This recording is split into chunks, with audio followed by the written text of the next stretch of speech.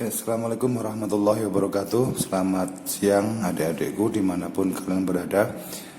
Oke, hari ini saya dengan Mas Wikan akan mengajak adik-adik belajar secara online bersama Primagama Karanganyar. Ya, karena merebaknya virus corona ini, jadi kita harus belajar di rumah dan kita harus belajar secara online gitu ya. Tetapi tetap tanpa mengurangi semangat kalian untuk belajar. Baik. Hari ini saya akan membahas tentang salah satu materi yang cukup menarik, yaitu mata pelajaran ekonomi. Nah, di sini kita akan belajar tentang perpajakan ya, nanti bagaimana sistem perpajakannya, dan kita juga simulasikan menghitung salah satu jenis pajak yang ada di Indonesia. Oke, perpajakan di Indonesia kita harus bisa membedakan dua hal. Yang pertama, apakah bedanya antara pajak dengan retribusi ya. Untuk pajak kita sebut sebagai iuran wajib yang wajib dibayarkan oleh setiap warga negara. Kemudian iuran retribusi juga iuran wajib, tetapi ini hanya bergantung atau melihat orang-orang tertentu. Gitu ya. Kemudian untuk pajak ini bersifat memaksa, jadi setiap orang yang dikenakan wajib pajak itu wajib hukumnya untuk segera membayarkan pajaknya. Kemudian tidak ada balas jasa. Setiap orang yang membayarkan pajak itu tidak akan mendapatkan balas jasa secara langsung. Tapi nanti akan uangnya, hasil pajak itu akan didistribusikan untuk pembiayaan negara seperti pembuatan rumah-rumah ibadah, kemudian masjid, fasilitas umum seperti rumah sakit dan seterusnya. Itu ya. Kemudian sanksinya tegas karena diatur dalam KUHP. Kita undang-undang hukum pidana, dan barang siapa yang melanggarnya pasti akan terkena denda atau paling tidak akan dikenakan penjara selama beberapa bulan seperti itu. Kemudian untuk retribusi, nah bedanya di sini adalah terdapat balas jasa yang diberikan secara langsung. Retribusi yang kita kenal sekarang ini misalkan retribusi parkir ya. Retribusi parkir, mereka yang sudah berparkir, kemudian dia membayar kepada petugas parkirnya. Nah, seperti itu. Kemudian ada juga retribusi pajak tontonan, walaupun namanya pajak tetapi dia masuk retribusi. Kemudian retribusi lain seperti kesehatan dan seterusnya. Nah, ini keduanya merupakan sumber penerimaan negara yang berasal dari pajak, dan semuanya digunakan untuk membangun, ya, untuk membiayai pembangunan. Baik, langsung saja kita coba menghitung pajak yang ada di Indonesia, yaitu pajak penghasilan yang kita kenal dengan PPh pasal 21 atau disingkat dengan PPh 21.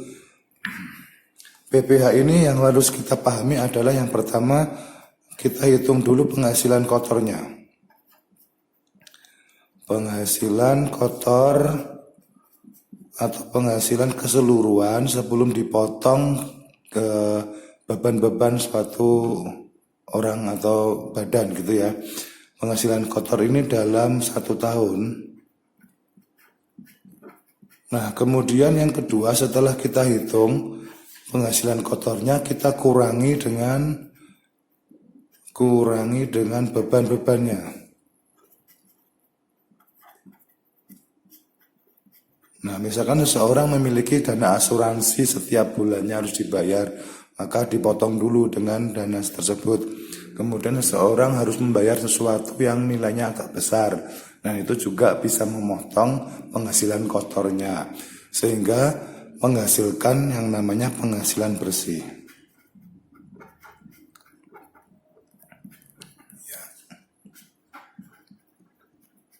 Ya. Nah, kemudian setelah kita kurangi beban-beban, kita hitung dengan menentukan penghasilan tidak kena pajak.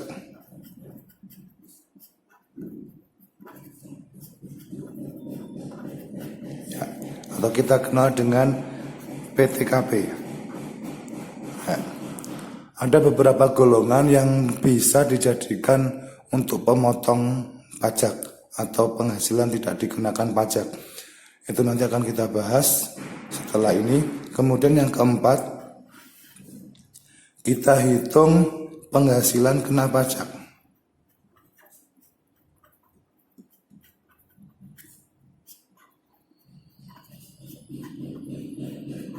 Itu dengan cara penghasilan bersih ini kita kurangi dengan PTKP-nya. Ya, nanti menghasilkan penghasilan kena pajak atau kita singkat dengan PKP. Nah, kemudian terakhir yaitu menghitung PPh-nya. PPh 21 ini menggunakan sistem regresif, artinya setiap kenaikan pendapatan maka dia akan itu akan dikenakan tarif sebesar 15%. Kemudian antara 250 juta sampai 500 juta dikenakan tarif 25%. Kemudian kalau penghasilannya lebih dari 500 juta, ini bisa 600 juta, 700 juta, 1 miliar, 2 miliar dan seterusnya, akan dikenakan tarif 30%. Inilah dasar memberikan tarif untuk pajak penghasilan menurut pasal 21. Gitu ya. Baik, seperti itu penjelasan dari kami, dari saya. Nah, nanti akan kita sambung dengan latihan soal pajak penghasilan. Thank you, sampai jumpa lagi.